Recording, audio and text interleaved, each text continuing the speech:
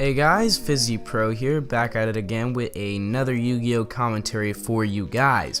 Welcome back to my series, Make Yugioh Great Again, in which we take a look at decks which may have been good in the past, maybe not, and we try and make them viable in today's metagame. So basically the equation is take an old deck, try and make it good again, and yeah, that's basically just it. Now, in today's episode, we'll be taking a look at an old deck that isn't all that old. It came out in Dragons of Legends 2 back in 2015, so again, not exactly an old deck, a little over a year and a half old. Now, this deck here is Aqua Actress. Now, this deck flopped immediately on release. Nobody played this deck whatsoever, had no tops to its name, so suffice it to say, the deck did not do well. Now, this is a deck that when you look at their cards individually, you might be thinking to yourself, Jesus Christ, Fizz, these cards suck big black dick. And yeah, at first it kind of seems like they suck, and maybe they do, but if you look at them in tandem, they can be kind of good. So I'm going to try and make my best attempt at a good Aqua Actress deck. I've tried a few variants of the Aqua Actress deck to try and get it to work. Obviously, you have the pure variant, which it's not exactly pure as there aren't enough cards, but that shit does not work. I've tried the Metal Foe variant, which does not work either, as you quite simply do not have enough spell and trap zones to support the Metal Foe engine and the aquariums. And then there's the deck which I've decided to use, the Aqua Actress Graydle Extravaganza, I like to call it. The deck has some great defensive install capabilities, and you will be surprised at how many times people get outplayed by this deck because they underestimate it or misread cards, or whatever it is.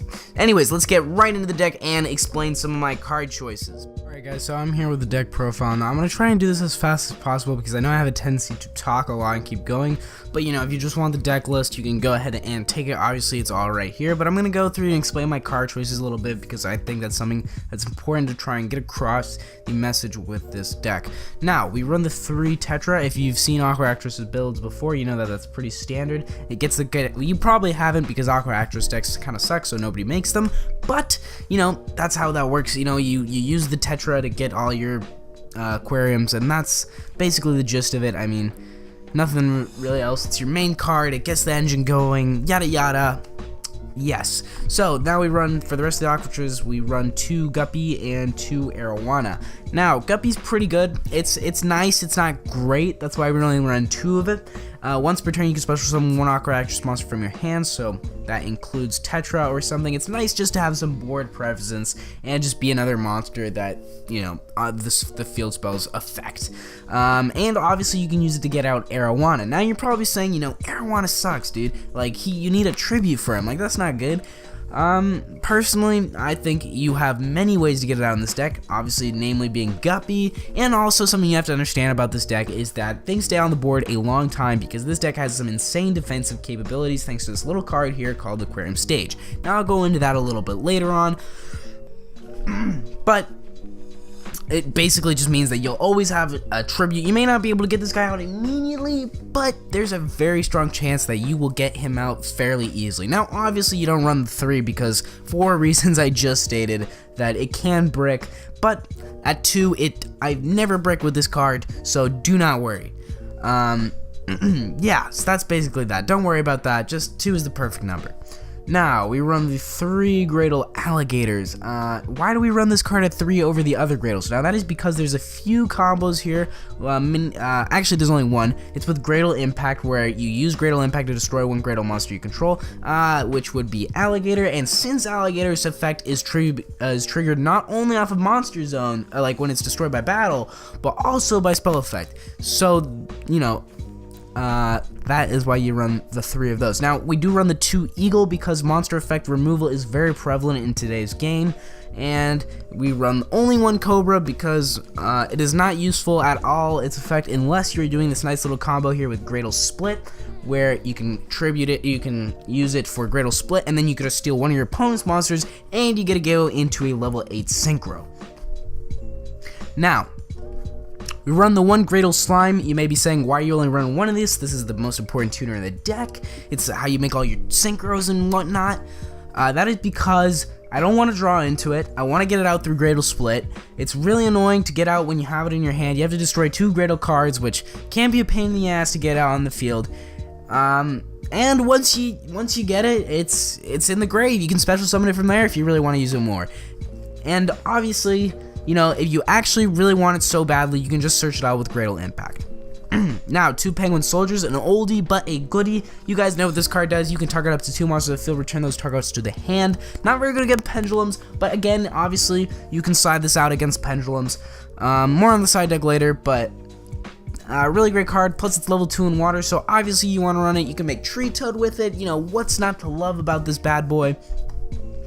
Then another card, which I'm pretty sure it's part of the kind of the toolbox of this deck, which I'm pretty sure people don't know exists, but it is so good in this deck. It's called Testudo Erat Newman. Basically, its effect is neither player can special summon monsters with 1800 or more attack, which is busted against certain decks like Blue Eyes, Fluffles. They just auto lose to this card. They have 0 outs. Absolutely no way to get rid of this card, unless they have something random like Archfiend Eccentric mained in. You know, it's pretty self-explanatory. Plus, it's water, level 1 Aqua. What's not to love in this deck? You can 1-for-1 it out. 2 great turn 1 plays. Just a 1-for-1 this bad boy out. Your opponent's locked out of half their deck if they're playing Blue Eyes. And obviously, if it's, you know, your opponent's playing a deck that's unaffected by it, well, obviously, you can side it out. Yeah, so now we go on to Hammond, aka how the fuck did this guy get on the field? Easy answer to that question is you run 15 spells in this deck. So, you know, very easy to get it out, 15 continuous spells that is, and so it's very easy to get out, and the best part is when you destroy your aquariums, they each get the effect where you can special summon an aqua monster from your graveyard. So if you destroy 3 aquariums, you can make a synchro, you can, you know, just get all your aqua monsters back. It's great in this deck, so that's why you run that, and plus it's a free 4000 beat stick that, you know, combos well with the deck, so what's not to love? Now we run the 1 Book of Moon, very versatile card, you know, whatever. I personally use it mainly for Penguin Soldiers. You can flip it back down and spin 2 of their monsters again. That's mainly what I use that for, but of course it can negate attacks, it can stop Exceed Summons, so, you know, that whole thing. Then I run the 3 Aquarium Stage. Now this one just protects your monsters by battle against non-water monsters, and it protects them from other monster effects. So obviously that's gonna suck if you're playing Mermails, but you know, that's a 1 in whatever chance of playing them.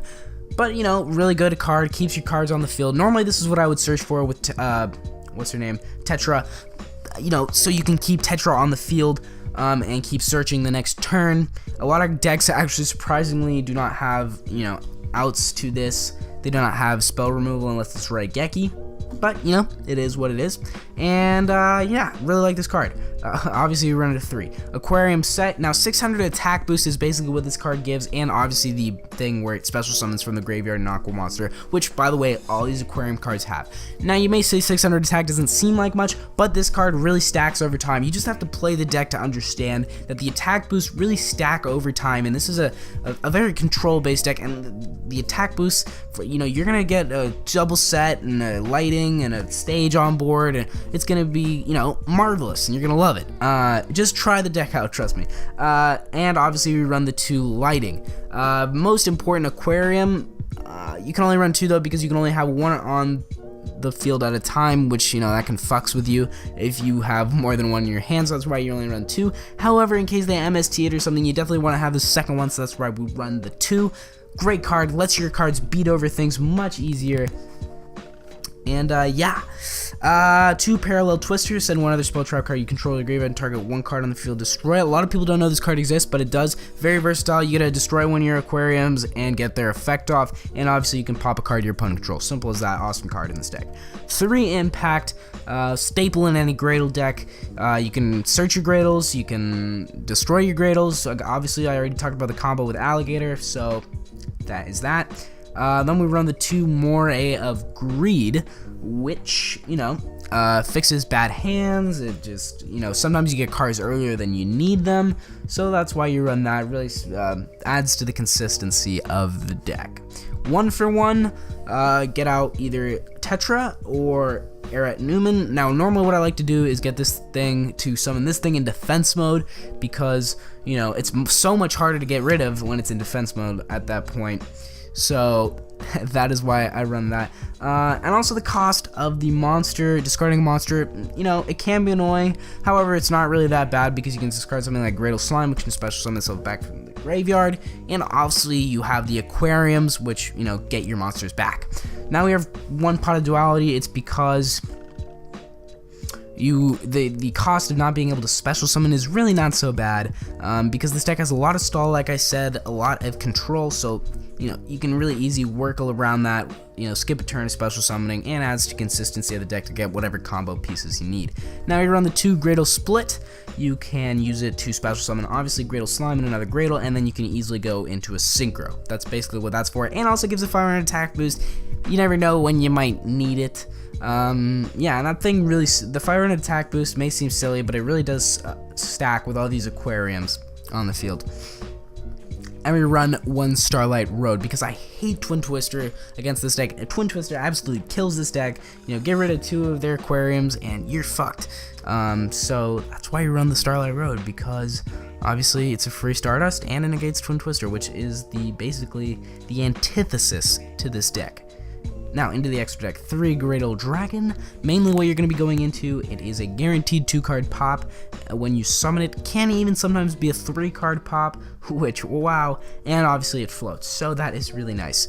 Then Scrap Dragon. Also, you can go into it when you use Aquarium Stage, because Aquarium Stage, or Aquariums, they have this effect where you can only special summon Aqua monsters when you special summon your monsters from the graveyard. So if you're going into Graydle summon something else off of the Aquariums when you summon, when you destroy them, then obviously you can always go into Graydle Dragon for a Synchro. Now these other cards you can't really because they're not Aqua, but you often will be able to go into them.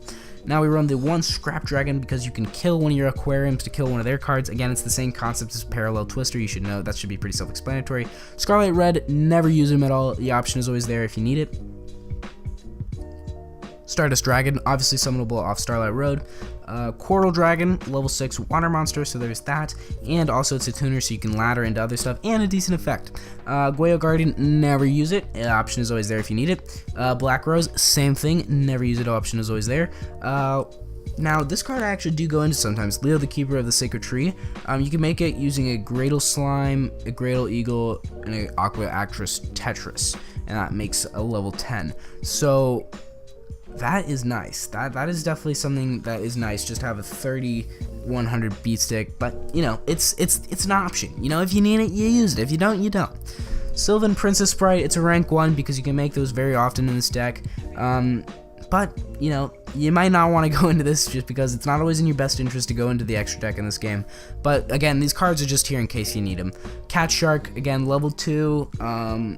It's nice if you need it. Again, I've been saying the same thing with every card in this extra deck, but that's basically the gist of it. Tree Toad. Now, this is a card you want to go into. You can make it with Guppy. You can special summon itself, and then you can make a Tree Toad hecka easy. You can make it with Penguin Soldier and Guppy. It's possible to make, and obviously it's a good card, so you definitely want to run it if you can. Nightmare Shark. Now, this is actually a card that you might want to actually go into, and I accidentally deleted it, but basically, the reason why you want to go into Nightmare Shark is because, you can target one of your water monsters and it can attack directly. So that is why that. And then Grand Pulse, again, never use it, but again, the option is there if you need it. Now our side deck, you can put whatever you want on your side deck. The side deck is very personal to you, so that's what I always preach, but this is my side deck in case you want to get some ideas. I run another one of these in case it is a deck that really auto loses to the deck. Like I said, Blue Eyes, Fluffles are just the main examples I can think of that I've beaten recently just using this card. Obviously you keep that in the side. 2 Graydle Cobra in case it's like a demise deck or something. I don't know. Graydle Eagle if they have cards that are destroyed more often by monster effects. And 3 Kaiju for really annoying fuck ass cards like Darklaw, CDI, Tree Toad, etc.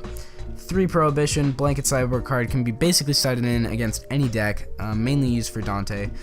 Burying Mirror Force because this deck, Cosmos exist, and it's really hard to out Cosmos when all the cards in this deck kind of target, except for,